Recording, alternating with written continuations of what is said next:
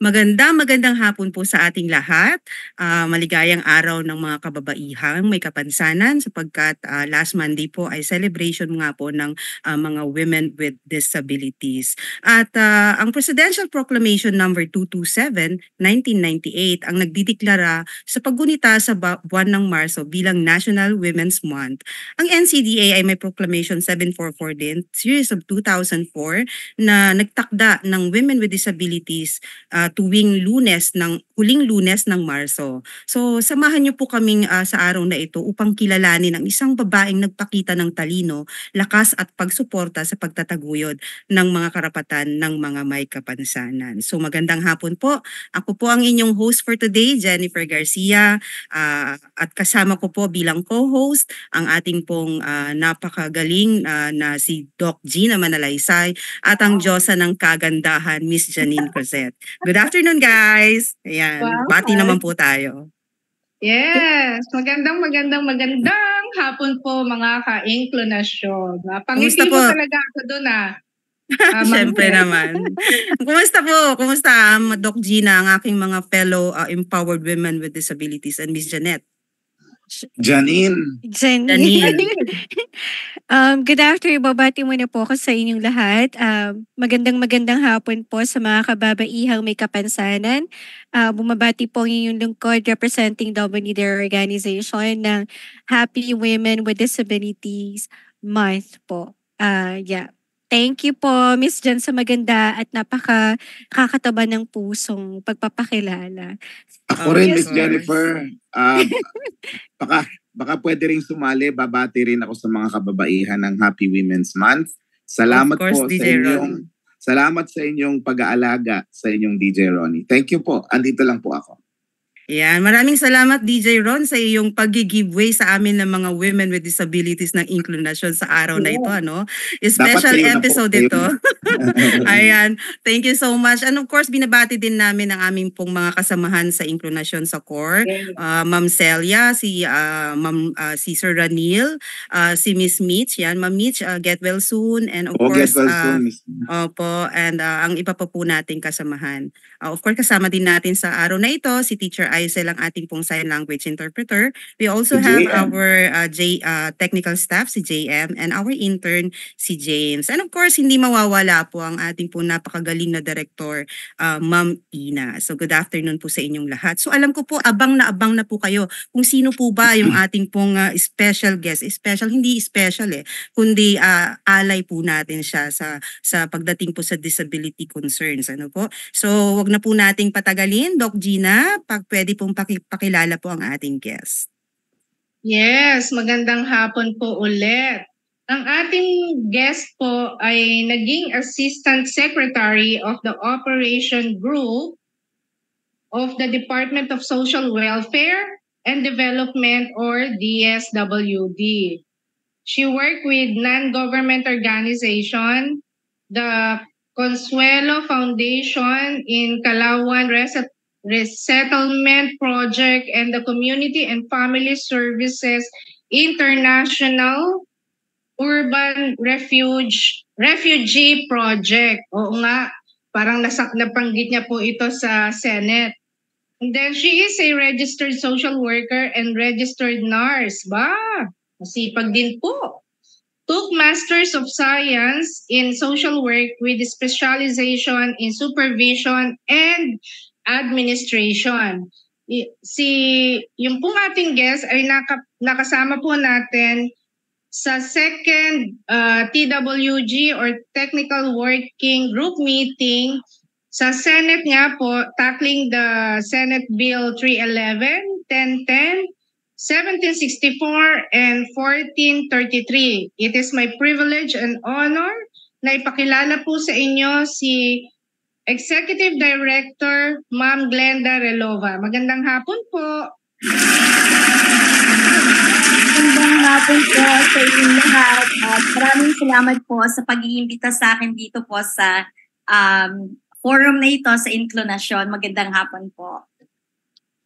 Ayan, thank you so much po, Director Glenda, at kami po ay inyo pong pinaunlakan sa aming pong pag-anyaya. Actually po, nung nalaman po namin na kayo po ang na-appoint na bagong Executive Director ng National Council on Disability Affairs. Talagang kami po hindi nag-atubili at nagplano po na kayo po ay paanyayahan dito po sa aming pong programa sa Inclunasyon. Actually, kapartner na din po natin ng National Council on Disability Affairs since day one po nang nag-umpisa po ang Inclunasyon during the pandemic.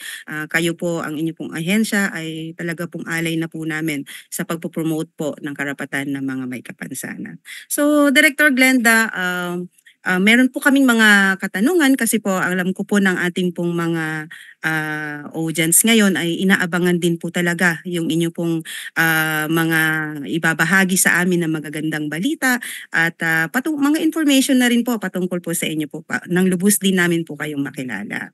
So, unang tanong ko po, Director Glenda, sa simula po ba pinangarap nyo na maging parang career woman or mag-work sa government o may iba po ba kayong gusto na tulad ng halimbawa mag-venture sa business po?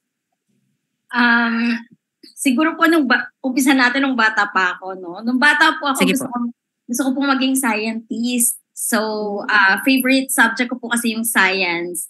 And then, nung nag-college na po ako, gusto kong mag-pursue ng law. So, yun po yung matagal ko ng pangarap ang maging isang abogado. Pero, parang ang nangyari is, nung nag-asawa po ako, naging plain housewife lang ako. Pero ang naging asawa ko po ay lawyer. So, wow. So parang ganun na rin. Parang halfway to my dream of becoming a lawyer. So, parang ako po yung lumabas na kanyang executive secretary dun po sa aming sariling law office. So yun po talaga yung pangarap ko. Hindi ko na-envision yung sarili ko na magiging isang government official or isang career woman po. So, ganun po. Pero grabe, Director Glenda, registered nurse po kayo and then certified public accountant. At the same time, registered social worker. Nasa inyo na lahat. So parang in preparation yata no sa pagiging lawyer yung inyo pong pagiging accountant, tama po ba? Kasi po di po ba nung araw nung mga kapanahunan namin, yung mga parents po natin di ba sila po yung nagsasabi kung ano po yung kukunin natin na kurso, di po ba? So ang gusto po kasi ng nanay ko, accountancy. So kaya po pinagbigyan ko po sila.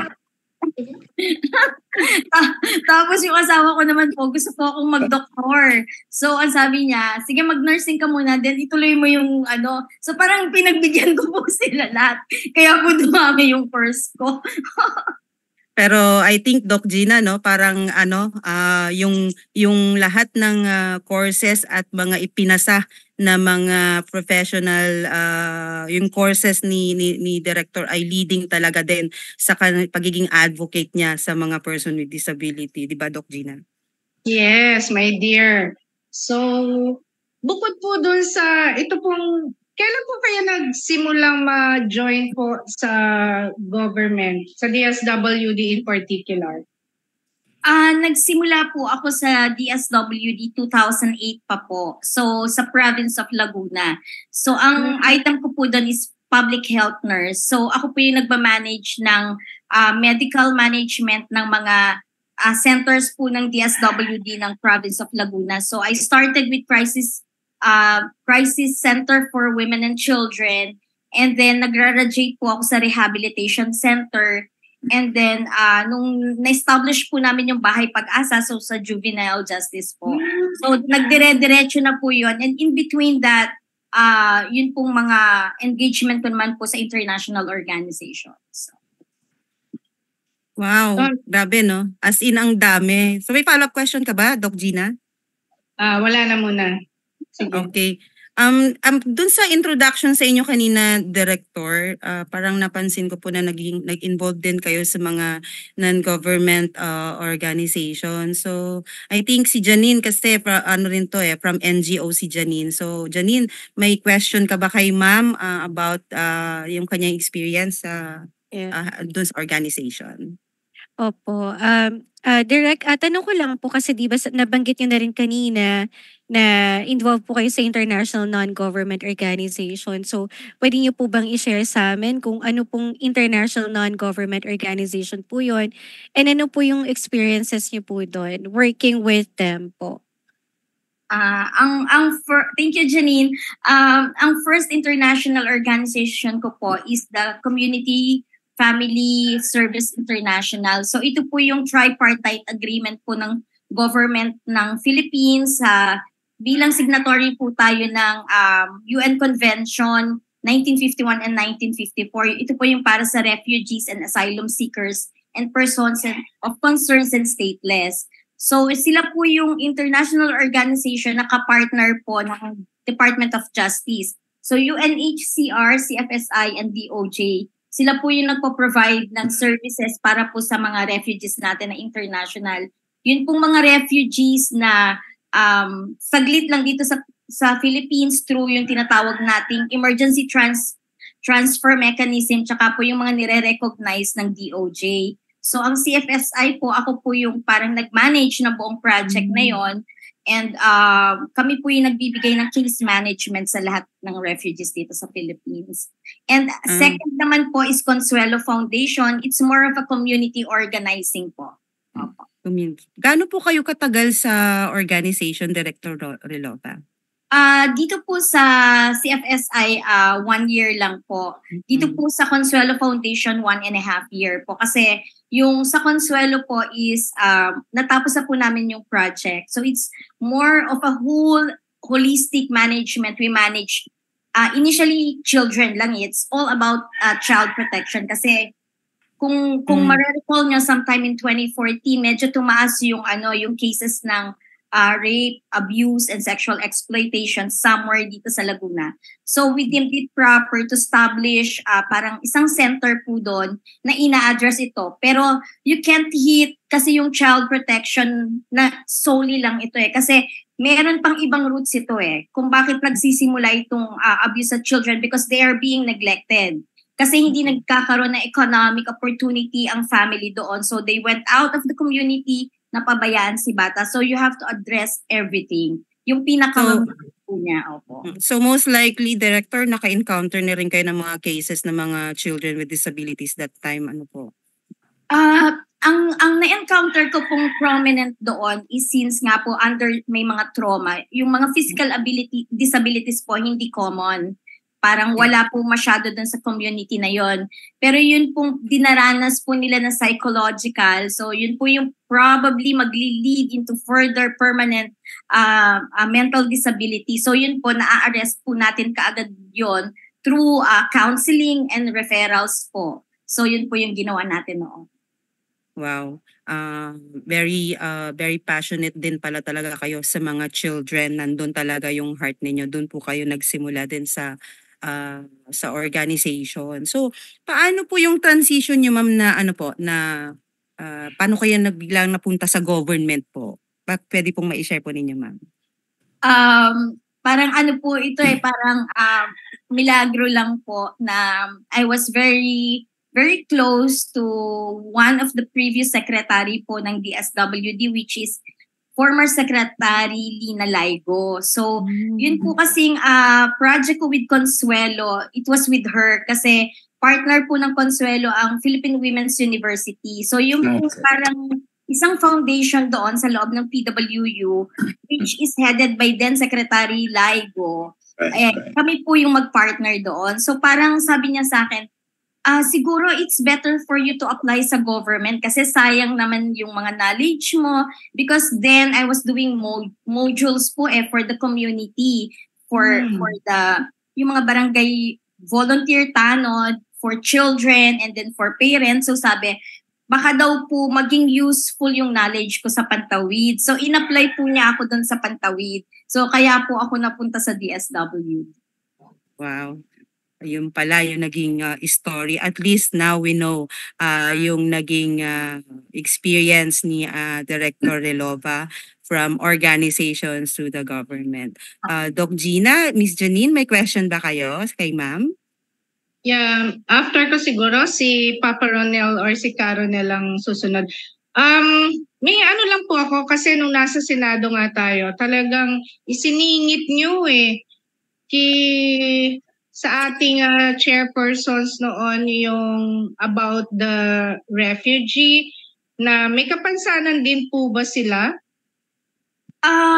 meron po kasi akong na-encounter na ilang refugees na meron pong kapansanan. So, nung panahon po na yun, kasi once po pumasok sa puso mo yung seed ng passion mo for a particular sector, kahit po hindi mo na tinatrabaho yun, hindi po nawawala sa puso nyo yun. Laging yung isusulong kung meron kang opportunity to make their lives better, lalo na po in policy making and pagsusulong po ng batas, isusulong natin yun eh. So meron akong ilan na na-handle through case management na meron noon. Sad to say kasi na though we are catering for refugees for so long, kailan lang po tayo nagkaroon ng batas, and isa po ako sa gumawa ng batas na iyon, pero ang under executive order lang po yun eh. So hindi po niya kinikater yung para sa private. So ang na-mandate lang through that executive order yun lang pong mga government or under executive lang po level. So yun po. Kaya talagang every opportunity ipapasok ko po yun. Ganyan po talaga, Director Reloba, pag may passion po kayo sa advocacy, kino-connect po natin lahat, no? Even yung mga last na naging advocacy natin hanggat maaari po, hindi yun maiiwanan. Still, dadalin pa rin natin, kaakibat pa rin ng bagong advocacy po natin. So, Janine, may question ka ba kay Mama Director Reloba? Wala pa naman sa ngayon. Nag-iisip pa ako. Baka si Sir Ronel, do you have a question, sir? Sige po, Sir Ronel, go ahead. Yeah. Magandang hapon po, Director Reloba. Una, pareho po. Happy Women's Month po at pare-pareho po tayo ni Miss Jen, social workers po tayong tatlo. At isa hong malaking karangalan sa akin na pareho din tayong malapit sa housing issues. Alam po ninyo, yung housing, yung persons with disabilities, yan po yung sektor na dapat talagang pagtuunan ng pansin, no? Nung panahon na halimbawa ni First Lady Imelda Marcos noong 70s, siya yung nagsimula sa pagtanggap ng maraming refugees dito, di ba? Kaya nakilala tayo sa United Nations, kung tama po yung history ko. Correct me if I'm wrong, ma'am, no? At nag-start tayo tumanggap ng mga refugees, no? Parang ang pagkakapareho po ng refugees at saka yung Pilipinong may kapansanan ay para bagahong parehong nasa sidelights, no, ng mga programa ng pamahalaan, ano. Kayo po bilang nagsimula sa NGO, napasok sa Department of Social Welfare, ano ho ang pananaw ninyo noon at ngayon? May pagkakaiba po ba yung pananaw nyo noon at ngayon sa taong may kapansanan o persons with disabilities? In terms of pananaw po, hindi naman po masyadong nagbago kasi since nga po social worker tayo at even before engaged naman po tayo sa gobyerno din, iisa po yung pananaw natin na sila po ay ating marginalized, or we're veering away from that term, na hindi napapagtuunan ng mga serbisyo ng gobyerno. So it so happen ngayon po na may mga bago tayong technology wherein nagkaroon lang tayo ng opportunity to really voice out at maramdaman tayo. Kasi before po, di po ba talagang we know sa programming, budgeting ng local government units, supposedly kahati natin ng senior citizens. Pero as my experience, hindi nagiging totally hati eh. So parang since yung senior citizens, yung kanilang mobility hindi ganun ka-hampered. So they were able to really articulate and make use of the budget and the services being given by government. Pero ito nga po, dito sa ng disability, nakita ko po yung disparity na hindi talaga napagtutuunan ng pansin, hindi nabibigyan ng dapat na commensurate na programa at serbisyo. So ngayon, ang nakita ko po is yung active engagement ng ating iba't ibang grupo as well as yung mga organizations coming from PDAW. So, yun po yung parang nagbago lang sa akin na parang nakita ko yung zest, passion, and then yung parang coming together of the different organizations. Though yun lang po, medyo fragmented, na yun po yung dapat nating pagtuunan. How do we synchronize our efforts? Opo. Okay.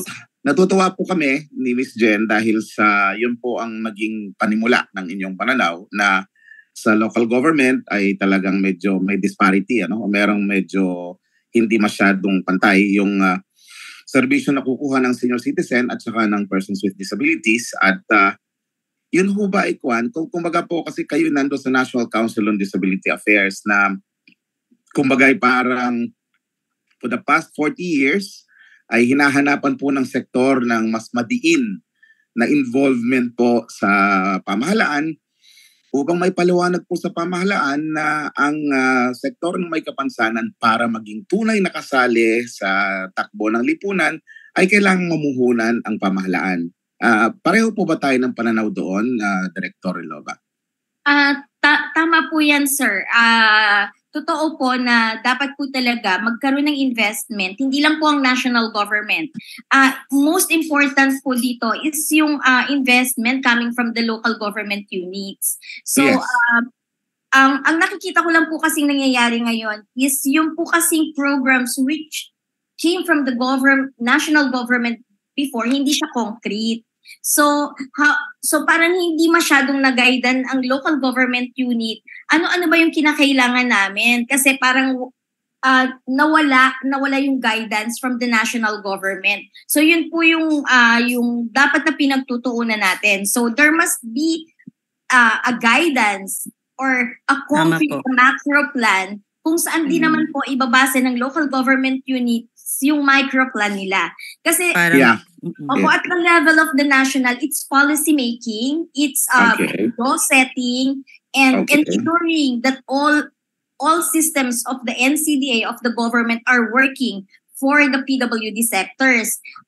And then, ang implementation po niyan kasi is nandito sa local government. So the budget must emanate from the local government kasi nga po, di ba, in preparation of the mandanas, which is dapat devolve talaga ito sa local government po.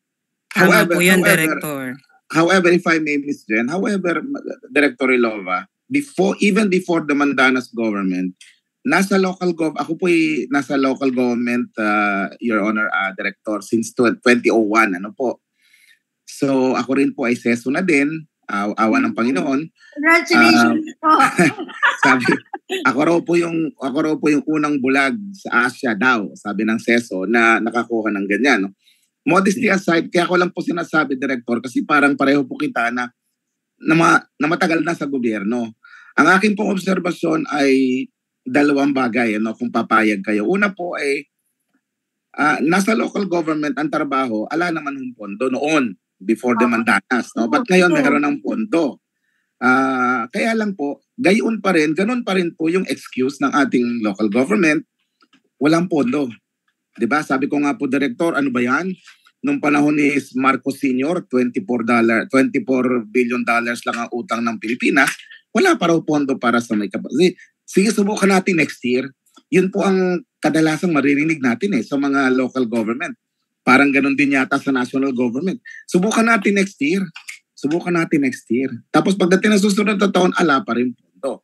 Kumbaga, so yung pong dun sa mga ganong simple, nagsimula ang ugat ng pagkasiphayo ng maraming miyembro ng sektor sa NCDA, sa DSWD. Kasi ang sabi din po sa Magna Carta, Director Rilova po, kung nabasa na po ninyo yung Magna Carta, ang DSWD ang pangunahing ahensya na dapat mag-ugnay sa iba't ibang ahensya ng gobyerno para po sa serbisyo para sa Pilipinong may kapansanan.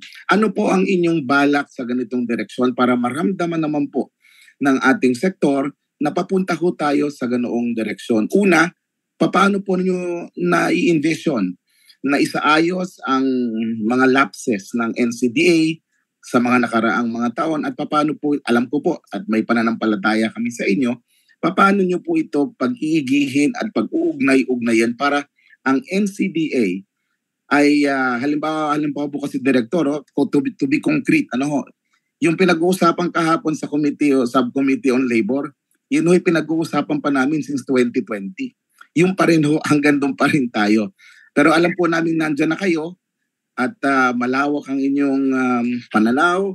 Ano po ang mga balakin ninyo para hindi na po maging ganoon ang ating konseho para sa may kapansanan. Ayan, DJ Ron, alam ko, no, hot na hot ang yung question. Before that, before sagutin po siguro ng ating executive director, director, meron po kasi kaming segment dito sa Inklo na tinatawag po namin Inklo Balita, na patungkol pa rin po sa mga ginagawa din ng ating gobyerno in partnership with the organizations of persons with disabilities. So JM, pakiplay nga ang ating Inklo Balita. Thank you.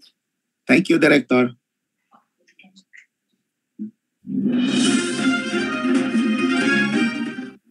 Magandang hapon mga ka-inklunasyon.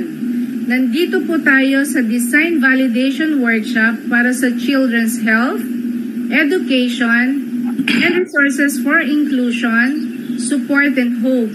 In short, Cherish Project ng DSWD sa pangunguna ni Director Marcelo Nicomedes J. Castillo ng Social Technology Bureau.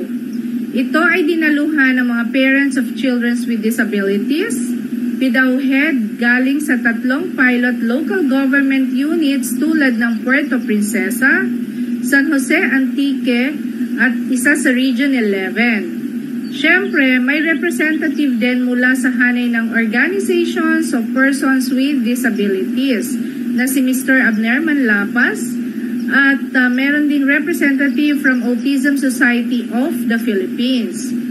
Isang magandang component ng Cherish Project ay Disability Allowance, kung saan ang implementasyon ay sabay-sabay nating aabangan. Mula dito sa Hive Hotel, nag-uulat para sa Inklo Balita, Dr. Gina Laksamana Manalaysay. Marami pong salamat at magandang hapon. Ayan, maraming salamat Doc Gina sa iyong episode for the Inklo Balita. Alam niyo po si Doc Gina ay kung saan po siya pumupunta, talaga nga naman po siya po ay gumagawa ng video documentation para po maipabahagi dito sa Inklo Nasyon at sa inyo mga kanasyon ang mga patungkol sa mga ginagawa ng ating gobyerno in partnership with the persons with disabilities. Of course, shout out po sa mga staff din ng National Council on Disability Affairs, si Sir Andrew Sindon and si Sir Asher Fuentes. Yan. Thank you so much po sa inyo pong tulong sa amin. And of course, the IECD Division, Ma'am Delfina Bakir. Thank you so much po, Ma'am. Ayan po, Ma'am Glenda. Sagutin po natin ang medyo katanungan po ng ating pong kapatid na si DJ Ron. Mainit-init pa po. Sige po, Ma'am. Go ahead. Oo, medyo very, very passionate and controversial yung tanong ni Kuya Ron, pero totoo yung pagtingin niya. And tama naman din yon yung nakasulat sa Magna Carta that it is the DSWD. And hindi din po tayo nag-veer away from that as of this moment kasi ang NCDA po is attached to DSWD and still the chairperson of NCDA is still the secretary of DSWD. So at maganda din naman po ang pamamalakad ng ating secretary na si Sec Rex Gatchalian. So it is worthy for us to really be clarified what is NCDA, di po ba? So NCDA are the agencies, the 12 agencies and the representation of different association of persons with disabilities. So sila po yung bumubuo ng NCDA. Kami po, yung organization is the secretariat to the council. Sila yung council. So dapat po kasi kami, we strengthen our roles to monitor whether these agencies and the different organizations for persons with disabilities are performing their mandates in accordance to the Magna Carta. So are the programs that they tend to deliver to the sector really there or being implemented properly and effectively? Yun po yung namin yun yung pinakang mandate po namin as the Secretariat of the NCDA. And so ngayon po, yung kakatapos lang namin na first quarter meeting namin, wherein nag-report din naman po yung mga ibang national government agencies, and we know that they are working hard, like yung DOH, maglalabas na po sila ng administrative order wherein ilalabas po nila yung categories ng disability, the 10 categories, especially the measurement of severity and with the corresponding manual on how to assist our PDAOs sa issuance ng ID relevant to the 10 categories. And then yung mga subcommittees po namin na participated and headed by that particular agency are working well na din po ngayon.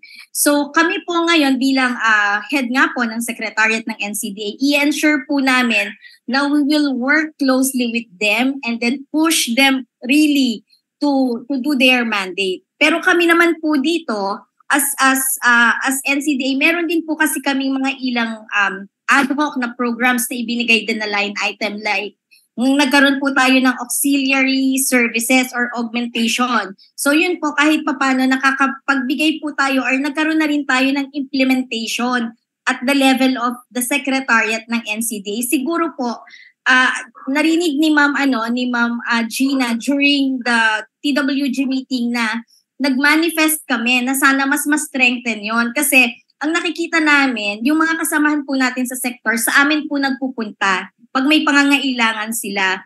And ang hindi naman maganda na kukunin namin kung ano man yung nire-request po nila, pagkatapos dadalhin namin sa DSWD. So, para ang nakikita po namin doon is sana malimitahan yung channels na dadaanan, di po ba? Since meron namang line item dito sa NCDA, why not strengthen the fund so that pag nagpunta sila sa amin, matutugunan namin kaagad, hindi na natin sila kinakailangang ipasa-pasa pa. So yun pong bagay na yun is still under deliberation. So sana po magkaroon ng gano'n na magkaroon lang ng synchronicity po sa lahat ng programs and services po natin. Ma'am Jen, if I may, Ma'am Jen, konti na lang. Sige, DJ Ron.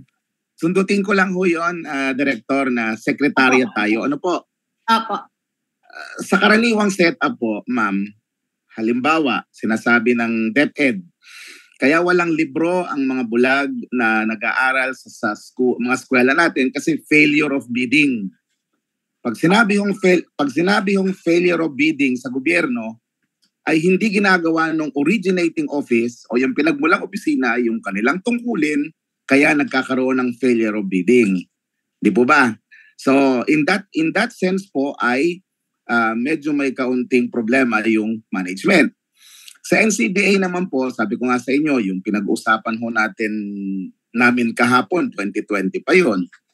Anyway, ang punto lang po siguro being the Secretariat, sana po magkaisa po, ma'am, halimbawa, coordination. Ano ba ang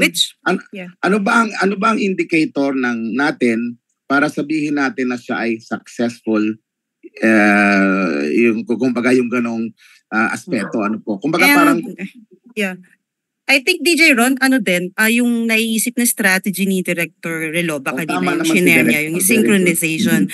I think that's very hopeful po na strategy, and I think with their partnership din po with the organizations of persons with disabilities ay talagang maganda po yun na strategy. Pero Ms. Jennifer, Director, ako po ang minumungkahi ko po, talagang tingnan din po natin kasi sabi po na si dating Executive Director Carmen Zubiaga. Sabi niya dati kami nga hindi rin pinapansin sa DSWD Sabi niya nung wala na siya sa NCDA, po.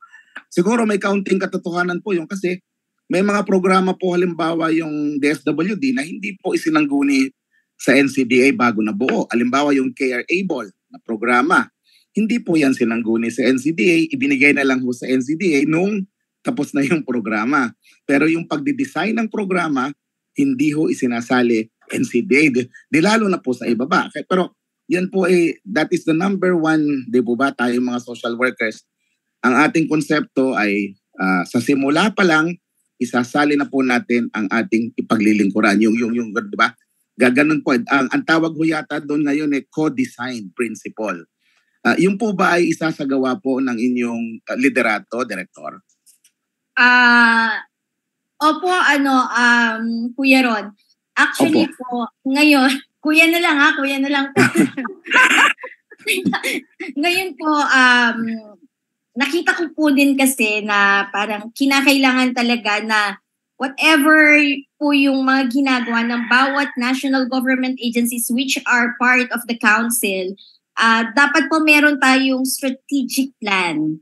We should have monitoring tools, we should have outcome indicators, we should have output. So yun po, in the pipeline na po yun, sir, ngayon. So we wanted to have our activities na made into a scientific manner. And regarding naman po ito sa sinasabi nga natin, totoo yan, tayong mga social workers, when we develop programs, gusto natin is bottoms up lagi Kasi di ba? Yes. Ayaw natin na gumawa tayo ng programa na lutang, na puro technical yan. Tapos pag inilapat natin sa baba, hindi pala siya swak kasi hindi pala yun yung need dahil wala tayong experience. We don't involve them. Wala tayong lived experience. So, bilang nga po isang social worker din naman na involved sa lahat ng klase ng programa, community organizing, policy making. So, may ensure nyo po na makikialam po ang NCDA dito po sa ating mga member agency. Thank you po. Para po talagang makita natin at mahulma natin yung mga serbisyo at programa na talagang nalalapat po para sa ating sektor. Thank you so much po, Director. Alam mo, Miss Jen, konting history lang, di ba? Kung hindi ako nagkakamali, Director, parang bukod po kay Kate Fermin, the late Kate Fermin, Director Kate Fermin, kayo po yung sumunod na karir, di ba? Kasi nung yung iba hong mga sumunod na director, pinababa nila yung ginawa nilang co-terminus, yung posisyon ng executive director sa Co-term lang din po ako. Co-term lang din po. Yeah, nga po. Yeah, I was about to go to go there, ma'am. Kasi pagka po walang continuity, parang parang hindi rin ganun kalasap yung accountability, di ba? Parang sige, you're there for the time being. Pero kami po, ang pangarap namin sana, hindi po naman maging gano'n, kundi parang isa po yung sa maayos. Kasi sinasabi rin po ng mga nasa loob, dyan sa atin sa NCDA, which is wala daw pong clear path of succession ang ating mga workers. Siguro po makikita nyo rin po yan pagdating doon. But again, I trust you, ma'am, being the background that you have. Siguro kami Doc Gina, masaya kami at least sabi ko nga after Kate Fermin, yung from the ranks, yung galing sa loob, yung nandiyan ngayon, kung gaano man po kayo katagal, sabi nyo nga, co-term kayo. But sana po yung mga ilalagi nyong mga sandali ay isa ho sa magiging layunin ninyo, patibayin po yung moral ng mga nasa loob. Kasi ngayon medyo parang merong kaunting demoralization among the employees. Thank you, DJ Ron. Thank you for that. Director Glenda, tayo po kasi ay live via FB Live and cross-posted din po sa iba't ibang FB pages ng ating mga organizations of persons with disabilities. Meron po katanungan dito, Director Relova. Sabi po nila, with all the challenges daw po na kinakaharap or nakita ninyo pagpasok niyo po sa NCDA, Director, ano daw po yung naging reaction niyo unang-una po nung kayo po yung napili na Executive Director of the National Council on Disability Affairs? Nung una po, syempre, natuwa din ako. Natuwa po ako dahil nga napili ako kasi we know na very challenging naman po talaga yung pagiging head ng NCDA. Okay. And at nakita, dahil nga po, even before I was there, alam ko na po yung mga problema organizationally and then outside the organizations dahil nga attached agency ang NCDA sa DSWD. So sa akin po, medyo kinabahan din ako kasi I know the challenges that I will face. Pero yun nga po dahil just like any other soldiers, kung saan ka po dalhin, you have to thrive where you are planted. And of course, kinakailangan i-meet mo head on whatever challenges yan. Tsaka hindi naman po kasi ako nandoon para po maging boss or something. I am there to make the team work together. Para po ba kami magkakaibang parties sa sasakyan, di ba? May gulong, may manibela. Tama, ma'am.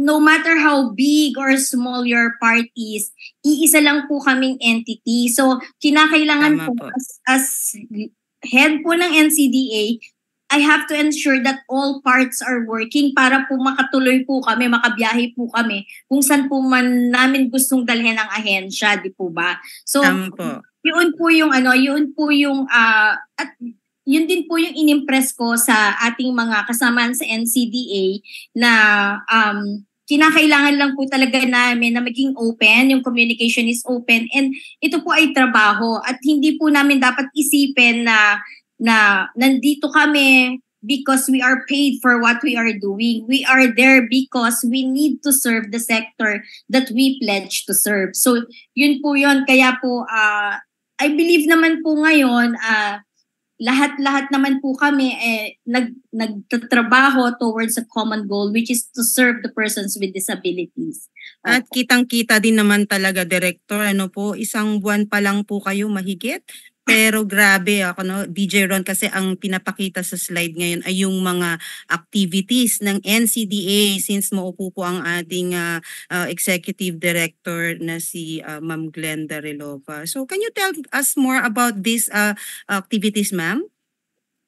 Opo. So yung mga ilan pong activities na nakita nyo dyan is una po yung mga meetings po namin with PIDAW. So meron po kasi mga League of PIDAWs na nagkakaroon po sila ng lakbay-aral, and some of them are using po yung ating Disability Resource Center for their activities. So ilan po yan dyan. Tapos nagkaroon din po kami ng yung first quarter meeting po ng governing boards, which is yung council po ng NCDA, and nag-participate din po ang mga staff ng NCDA sa different walks for autism, for Down syndrome. So, nag-participate po tayo dyan. Tapos, nagkaroon po tayo ng culminating activity nito lang pong Monday, yun pong in celebration of Women's Month, atin pong binigyang halaga or binigyan po natin ng karangalan, yun pong mga outstanding women with disabilities po. At ito po ay ginanap natin dito po sa ating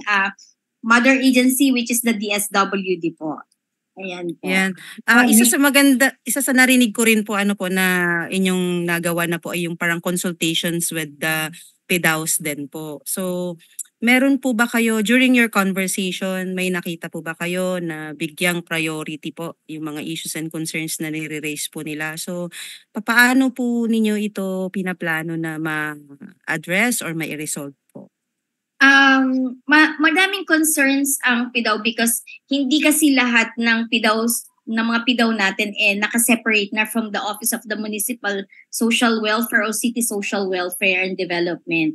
So, syempre alam natin na ang social welfare ay napakalawak. So minsan, I do sympathize and empathize with our MSWDOs and CSWDOs that they have so much on their plate na syempre, there are times na hindi din napaprioritize yung mga activities ng persons with disabilities. So I think yun yung parang kinakailangan natin talagang strengthen sa ground natin is for the local government units to really establish its own PIDAW office na talagang focus doon so they can have their own budget, they can have their own activities.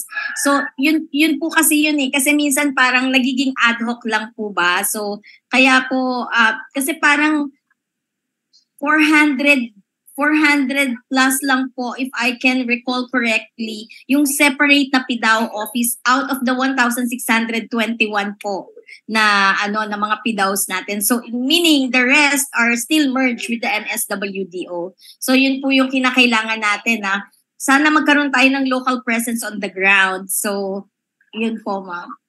Looking forward on that. Doc Gina and Miss Janine, may question kayo? Yeah. Tutuloy ko lang yung sa assistive devices, Madam Edie.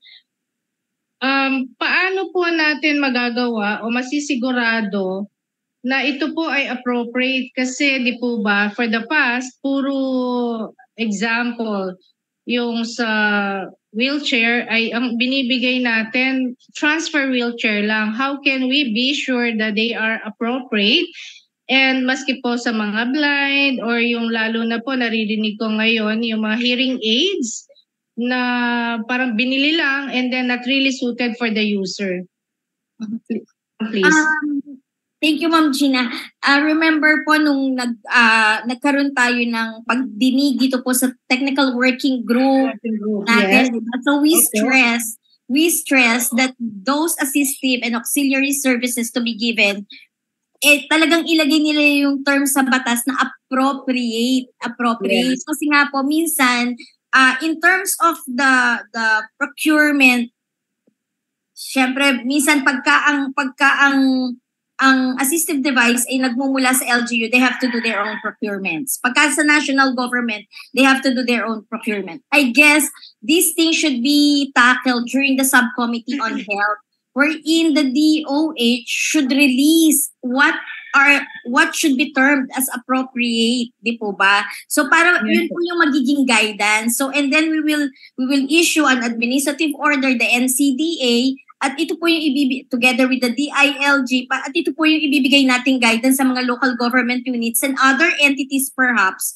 who have the budget or who are assisting ito pong ating persons with disabilities para po meron silang guidance ng kung ano po yung ibibigay nilang at hindi yung sinasabi nyo na na-experience natin na transfer wheelchair lang po, di po ba? Yes po.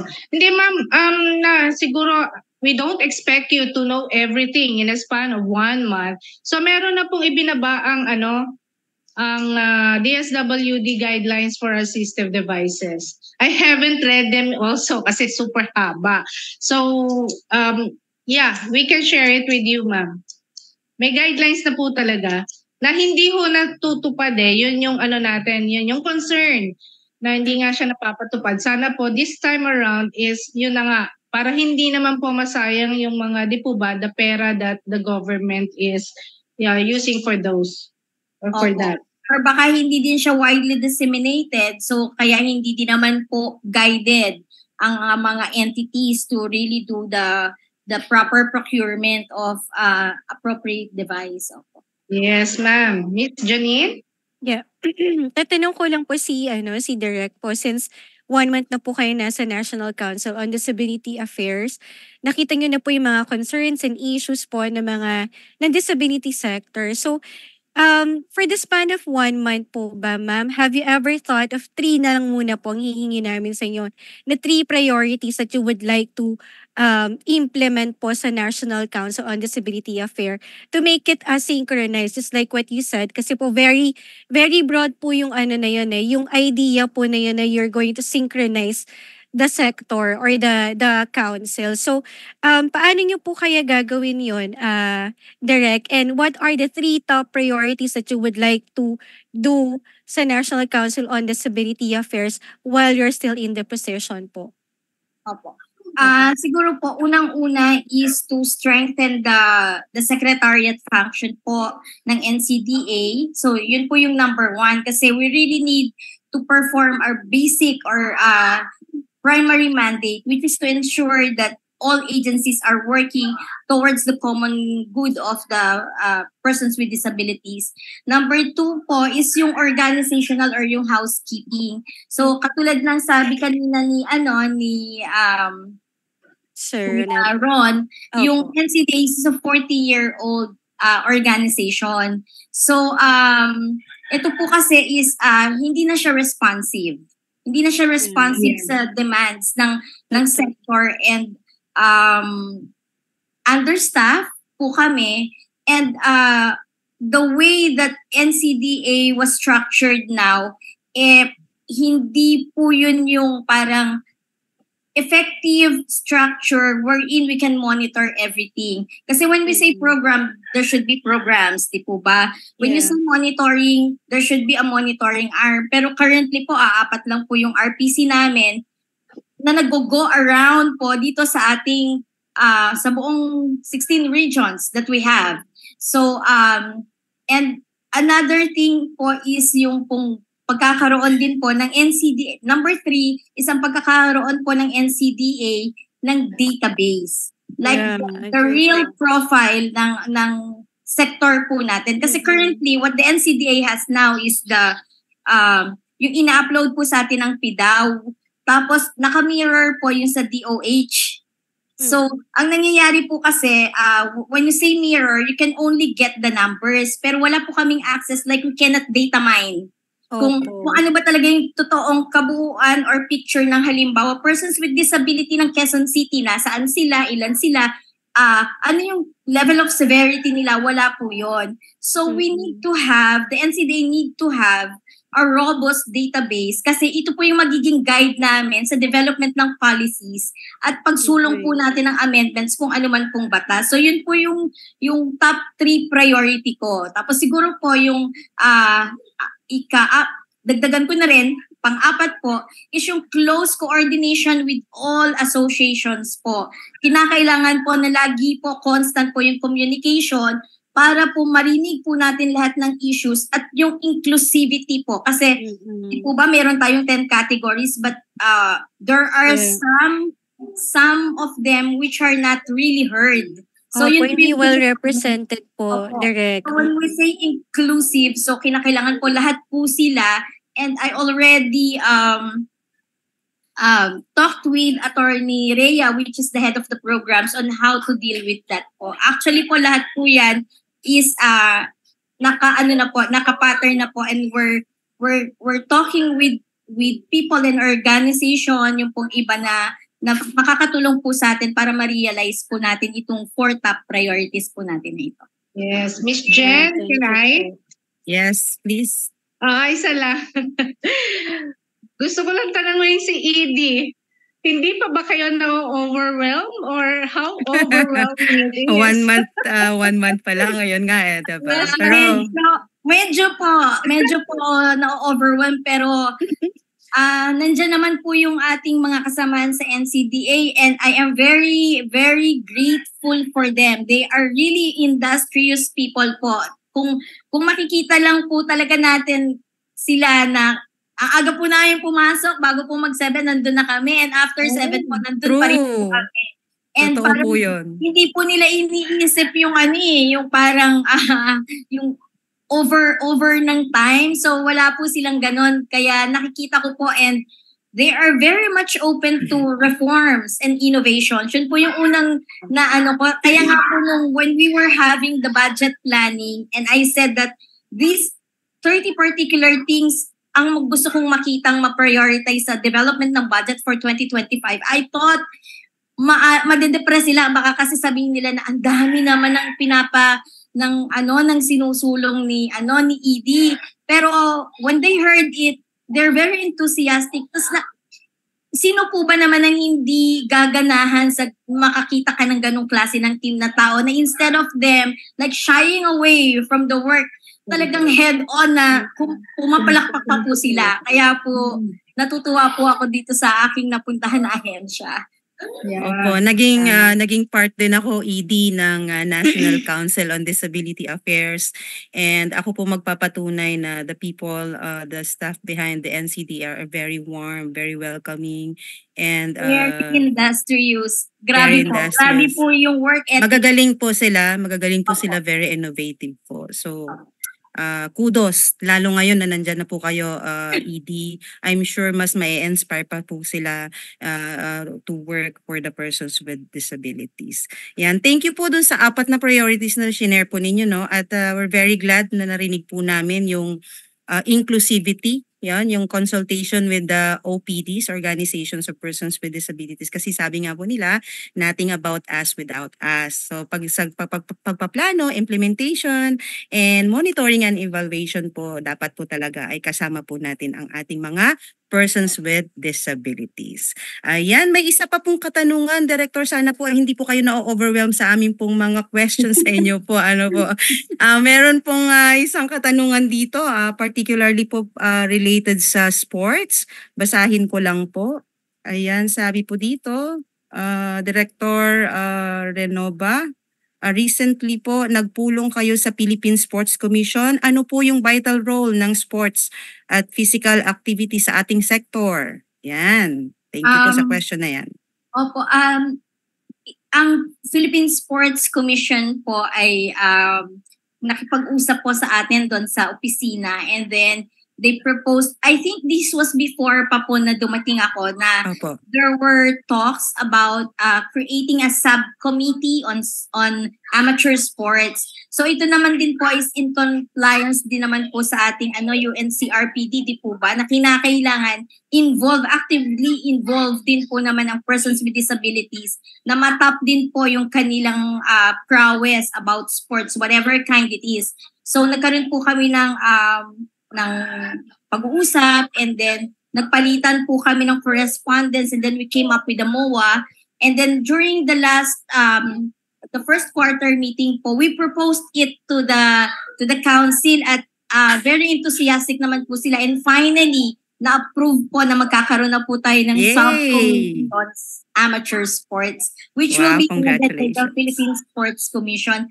Si Commissioner po kasi is very much involved po, parang prior to his engagement po ata sa PSC is sa Paralympics po ata po siya involved before ng 2019. Yeah, thank you so much. At sana din po, Director, magkaroon din po sana ng mas strengthen din po yung ating pong programa para dun sa International Abilimpics.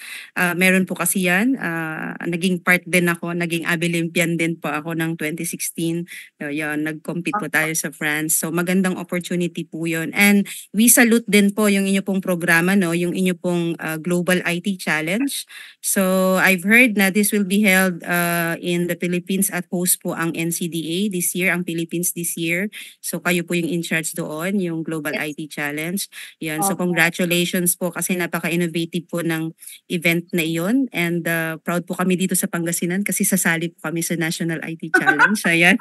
I-announce ko lang, ipopromote ko lang. But yun nga po. Thank you so much, Director. So far po ay may questions pa po ba, Doc Gina and Miss Janine?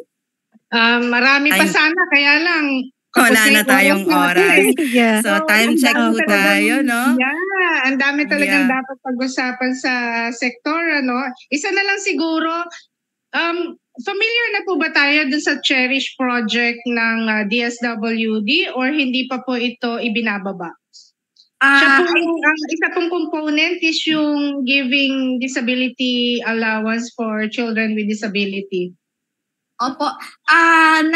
Nandun pa lang po kasi si DSWD. This is still under the Social Technology Bureau po. So, nasa pilot pa lang po siya. So, once po ito ay natapos na yung pilot stage, saka lang po siya ibababa po dito sa atin sa NCDA. Pero, in the development of this particular project, meron po tayong mga staff from the NCDA na involved po sa paggagawa po nito. Under po sa programs po. So, we ensure that nagpa-participate po tayo dito. And ganun din po naman ang proseso ngayon ni Secretary Rex. Bottoms up po lagi siya. So, coming from the ground, going up. So, kaya napakaganda po ngayon ng trajectory ng social services po natin. Yan, yun so po talaga yung gusto po. kong matanong. Kung naka-involve yung NCDA, kasi dati nga po, hindi na i-involve. Anyways, marami pong salamat. Yes, Miss, meron lang po akong papasalamatan before po ang inyong final word. Yes. Yung pong IECD division ng NCDA sa pangunguna po ni Ma'am Bing Bakir, ang OIC division chief ng IECD, at ang IECD staff, kasama po si Sir Andrew Sendon, videographer, and si Sir Asher Fuentes, social media manager na nag-facilitate ng mga photo material. Yes, congratulations, Director, kasi po ang ganda ng inyong social media advocacy, buhay na buhay po siya. And it's worthy to share para po sa disability sector. By the way, ma'am, meron din pong nag-comment. So, I want to read this one. So, I hope po na ma-inspire din po kayo. So, to admit that council ay hindi na responsive sa needs ng sector at maraming kailangang iayos ay isang matapang na statement mula sa isang matapang na babae na ngayon ay Executive Director ng National Council on Disability Affairs. Yan. kudos. We welcome this change and we look forward to working with you for the rights of persons with disabilities, including women. So with that close, ma'am, ano po ang inyong maibabahagi sa ating pong mga audience? Ano po, ngayon po na kayo po ang aming pong kasangga, isang babaeng napakatapang, napaka-passionate, napakaganda. Ano po, mensahe niyo po mula po sa inyong puso, ma'am. Ayun, una sa lahat, nagpapasalamat po ako sa Inclination for giving me this opportunity to be with you today and to discuss some of the relevant issues po na hinaharap po natin ngayon. So kami po bilang po head po ng National Council on Disability Affairs, makakaasa po kayo ng isang revitalized and strengthened NCDA and parati po na bukas po ang tahanan ng NCDA para po kayo po ay magtungo doon at sabihin niyo po sa amin ang inyo pong mga concerns and a more strengthened secretariat also for the council po. So nandito lang po kami para po patuloy na magserbisyo at itaas po ang antas ng paglilingkod para po sa ating mga persons with disabilities. Maraming salamat po and God bless us all. Maraming salamat din po, Director Glenda, no. Ang baon ko ng word galing kay Director Relova for today ay revitalized services. O, di ba? Something new, something healthy, di ba? Something beautiful, revitalized. Ayan po, maraming salamat po again, Director Glenda. Thank you so much po sa NCDA and for the public service announcement, Ms. Janine, please do. Yes. I-announce ko lang po sa mga nakikinig at nanonood na nagbukas po ang inclination for OJT or interns, and then